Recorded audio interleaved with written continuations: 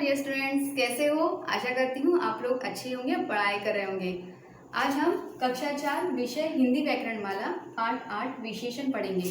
विशेषण मीन्स क्या होता है? विशेषण मीन्स वो शब्द जो संज्ञा या सर्वनाम के बारे में विशेषता बताते हैं। तो चलिए आज से उदाहरण के जरिए अच्छे से समझ लेते हैं। एक दिन रोहित अपने चाचा चाची के साथ चिड़ियाघर देखने गया।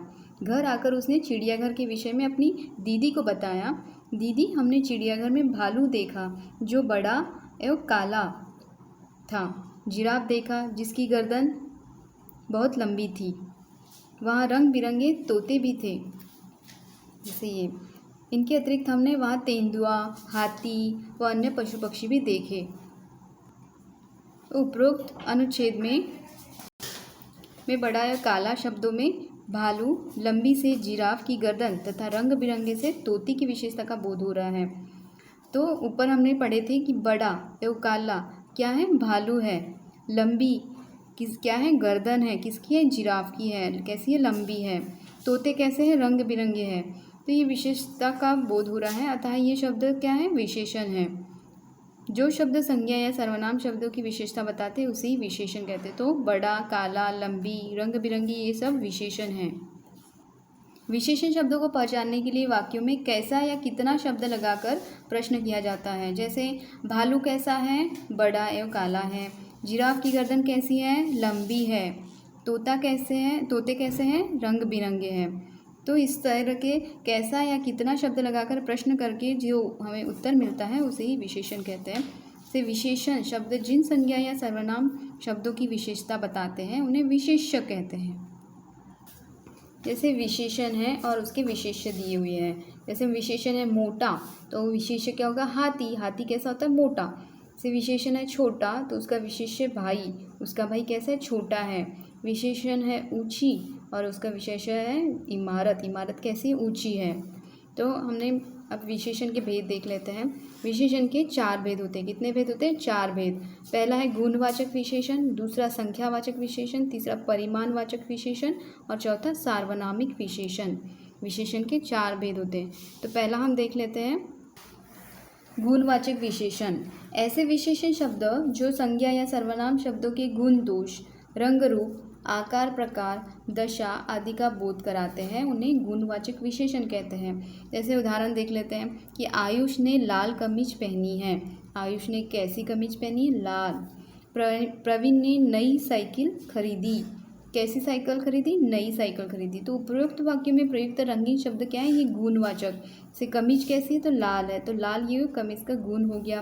प्रवीण की साइकिल नई है, तो नई ये क्या हो गया? गुण हो गया साइकिल का।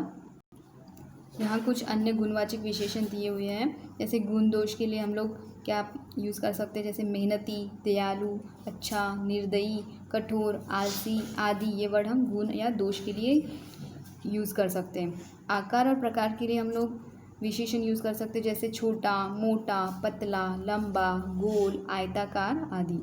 रंग रूप के लिए हम लोग काला, सफ़ेद, गोरा, पीला, नीला, सांवला आदि शब्द यूज़ कर सकते हैं। जैसे दशा के लिए हम लोग कमज़ोर, अमीर, स्वस्थ, गरीब इस तरह की दशा वाले शब्द यूज़ कर सकते हैं। स्वाद के लिए हम लोग मीठा, नमकीन, कसैला, चटपटा, खट्टा आदि शब्द यूज़ कर सकते हैं। स्थिति, किस तरह की स्थिति होती है? जैसे बाहरी, निचला, ऊपरी, गतिशील आदि शब्द स्थिति विशेषण दर्शाता है। जैसे दिशा के लिए हम पूर्वी, पश्चिमी, उत्तरी, दक्षिणी आदि दिशा विशेषण यूज़ कर सकते हैं। दूसरा है संख्यावाचक विशेषण। तो ऐसे विशेषण शब्द जो संज्ञा अथवा सर्वनाम शब्दों की संख्या का बोध कराते हैं उसे संख्यावाचक विशेषण कहते हैं। 3 बच्चे पढ़ रहे हैं। कितने बच्चे पढ़ रहे हैं? 3 बच्चे। कुछ फूल खिले हैं। क्या खिले? कितने खिले? कुछ फूल खिले हैं, तो कुछ। उपयुक्त वाक्य में प्रयुक्त जो 3 और कुछ ये रंगीन शब्द क्या दर्शा रहे हैं? संख्यावाचक विशेषण दर्शा रहे हैं। विशेष बताया गया है। संख्यावाचक विशेषण 2 प्रकार के होते हैं। पहला है निश्चित संख्यावाचक विशेषण और दूसरा है अनिश्चित संख्यावाचक विशेषण। तो निश्चित में आएगा पहला, 5, 10 आदि, और अनिश्चित में कुछ, कई, सब। तो यहाँ अनिश्चित में क्या होता है? संख्याएं बताई नहीं जाती, वहाँ अनगिनत हो जाते हैं, कुछ, कई, सब। तो जहाँ संख्या नहीं बताई जाती उन्हें अनिश्चितवाचक संख्या कहते हैं, और जहाँ संख्या बताई जाती है उन्हें निश्चित संख्यावाचक विशेषण कहते हैं। तीसरा है परिमाणवाचक विशेषण। परिमाणवाचक विशेषण ऐसे विशेषण शब्द जो संज्ञा या सर्वनाम की मात्रा या परिमाण के विषय में बताते हैं, उन्हें परिमाणवाचक विशेषण कहते हैं। जैसे मुझे 2 मीटर कपड़ा चाहिए। कितना मीटर? 2 मीटर। यहाँ थोड़ा पानी गिर गया है।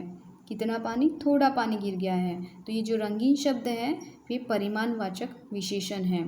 इनके भी विशेष बताए गए कि परिमाणवाचक विशेषण भी 2 प्रकार के होते हैं। पहला है निश्चित परिमाणवाचक विशेषण और दूसरा अनिश्चित परिमाणवाचक विशेषण।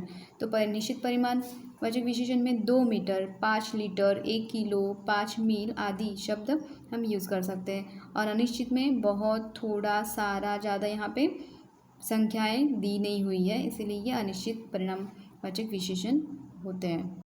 चौथा है सार्वनामिक विशेषण। तो ऐसे शब्द, सर्वनाम शब्द जो संज्ञा से पहले आकर उनकी विशेषता बताते हैं, वे सार्वनामिक विशेषण कहते हैं। जैसे यह घर डॉक्टर शर्मा का है। तो सर्वनाम शब्दों का जो संज्ञा से पहले आता है, संज्ञा से पहले जो शब्द आता है उन्हें सार्वनामिक विशेषण कहते हैं। सार्वनामिक यानी सर्वनाम के पहले। से इस पार्क में झूला है। तो पार्क के पहले इस पार्क में, तो इस और यह जो रंगीन शब्द है सार्वनामिक विशेषण कहलाते हैं। विशेषण की अवस्थाएं दी हुई है। जैसे तुलना की दृष्टि से विशेषण की 3 अवस्थाएं होती हैं। पहला है मूलावस्था, दूसरा उत्तरावस्था और तीसरा उत्तमावस्था। तो विशेषण की 3 अवस्थाएं भी होती हैं। तो पहला देख लेते हैं। मूलावस्था में प्रिय आता है, उत्तरावस्था में प्रियतर और उत्तमावस्था में आता है प्रियतम। मूलावस्था में श्रेष्ठ, उत्तरावस्था में श्रेष्ठतर, तो उत्तमावस्था में श्रेष्ठतम, यानी सबसे ज़्यादा, सभी से श्रेष्ठ होता है। मूलावस्था में जो मूल शब्द पाया जाता है उसे मूलावस्था कहा जाता है। जैसे सुंदर, उत्तरावस्था हो गई उसकी सुंदरतम और उत्तमावस्था में सुंदरतम। मधुर, मधुरतर, मधुरतम। उच्च, उच्चतर, उच्चतम। महान, महत्तर, महत्तम। तीव्र, तीव्रतर, तीव्रतम। योग्य, योग्यतर, योग्यतम। इस तरह से ये विशेषण की अवस्थाएं होती है। चलो पाठ में क्या पढ़े हम दोहरा लेते हैं। तो जो शब्द संज्ञा या सर्वनाम की विशेषता बताते हैं उन्हें विशेषण कहलाते हैं।